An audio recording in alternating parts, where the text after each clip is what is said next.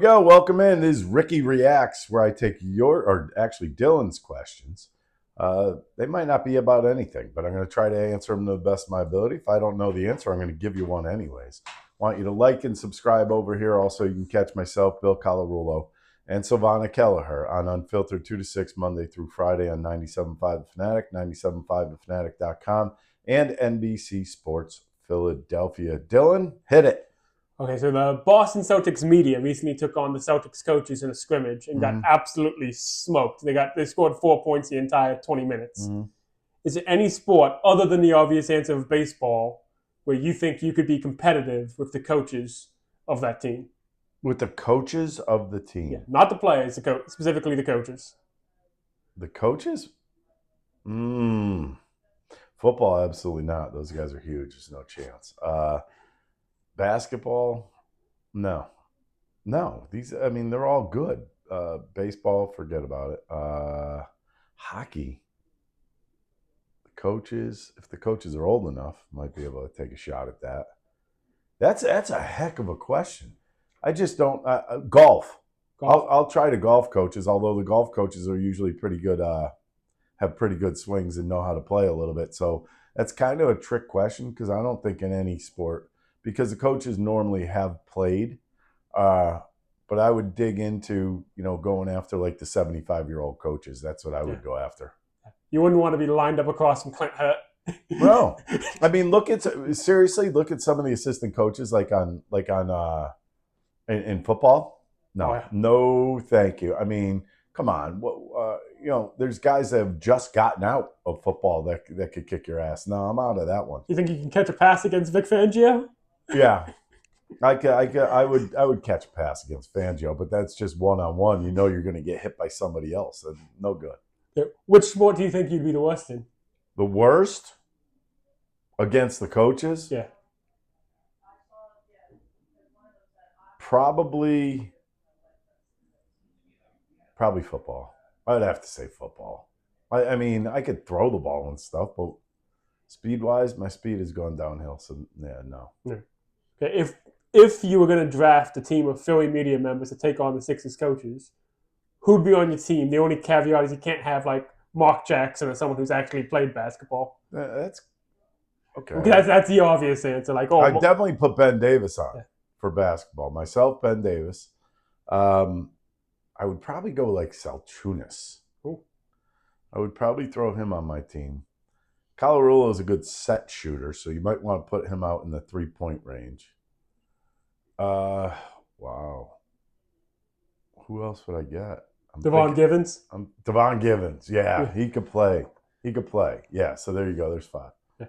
Connor this morning said he was going to put you on his team. You're not going to take Connor?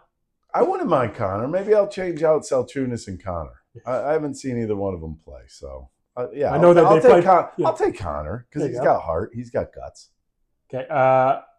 There's a ton of parity in the NFL this year, especially in the NFC. But who do you think is playing the best right now? Right now, the best in the NFC? Probably the Buccaneers.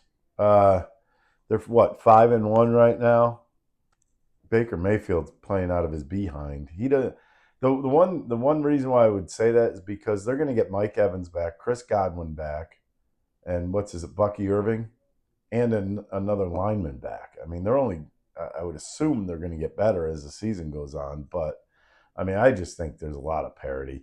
And I look at 2 teams in the NFC, the Detroit Lions and the Atlanta Falcons. You get them at their home stadiums, and they're tough. You get them outdoors, they're a completely different team. So, I mean, if I had to go into Detroit, I would say, yeah, I would pick Detroit. But away from there, I'd go with the Bucs. We're seeing the Dodgers starting rotation just dominate lineups in this playoffs. They did it to the Phillies, they did it to the Reds, now they're doing it to the Brewers. But what team had the best playoff rotation of all time? And is this Dodgers staff in the running? Playoff rotation of all time. You know what? You got to go with the Diamondbacks. I believe the year they beat the Yankees, it was Schilling and Randy Johnson at the top of that rotation. That's a tough rotation to go after. Right now, you do have Shohei. He doesn't pitch that much, though. I mean, he pitched a game against the Phillies. Blake Snell is thrown out of his behind right now. Glass now is not. He hadn't been the best until he had the Phillies in that one game. Yamamoto, the Phillies destroyed him. And who's their other one now? I'm thinking of Sheehan. Kind of a bullpen. I would go with that 2000. I believe it was the 2001 Diamondbacks team with Schilling and Randy Johnson at the top of it, because obviously in the playoffs, you don't need 5 starters. You know, if you have a positive big 2, they're gonna run for you a little bit. I mean, who was David Wells with? David Wells had him, Severino. Was it Severino? No, it was I forgot. But they also had some big time hitters on that team. I mean, you know, you look at the Phillies, they didn't have, in 2008, they did not have the greatest starting rotation. I mean, they had Cole Hamels, who's absolutely dealing. Yeah. In 2011, they did. It didn't go anywhere. 2011, they didn't make it. But, I mean, as far as playoff pitchers, Schilling and Randy Johnson. Okay. Now, if you were going to assemble a rotation of any 4 starters to make the ultimate playoff pitching staff, who would you pick? It could be anyone from... Ultimate starters. Yeah. I'd have to put Schilling and Randy Johnson on that. There's no doubt about that. I think I would put Roy Halladay on that. I mean, he pitched that one game, threw a no-hitter against the Reds in the playoff game, and threw great in the game. They got beat 1-0. So I think Roy Halladay would be my 3rd. My 4th would probably be, you got to go with a guy like Nolan Ryan and Steve Carlton. There you go. There's your 5. How about that? Yeah. How about that rotation? Good luck winning those games. Okay. Why did you foul Ray in knockout? Because he's a jerk. I mean, bottom line is, Ray has little guy syndrome, and you know he's always talking smack. Look, you know what? Knockout is knockout. It's a foul shooting contest. It's kind of ridiculous in my eyes, but in his eyes, that's the world. It means the world to him. It didn't mean that much to me. Maybe if I had a little bit more desire to put him away, maybe I would have practiced. I'm sure all those guys went out and practiced. When I did knockout, I hadn't shot a basketball since the year before in knockout. So you could take that whatever way you want it. Ray, you want to go one-on-one? I'm here. I am here to kick your ass. Chirp, chirp, chirp. As a matter of fact, this is Wednesday, the 15th of October. He was chirping on the radio today. That's all he does. That's all he has in his life, is chirping about a foul shooting contest. Really? Come on. Dude, come up with something better than that, Mr. Hide Behind the Glass.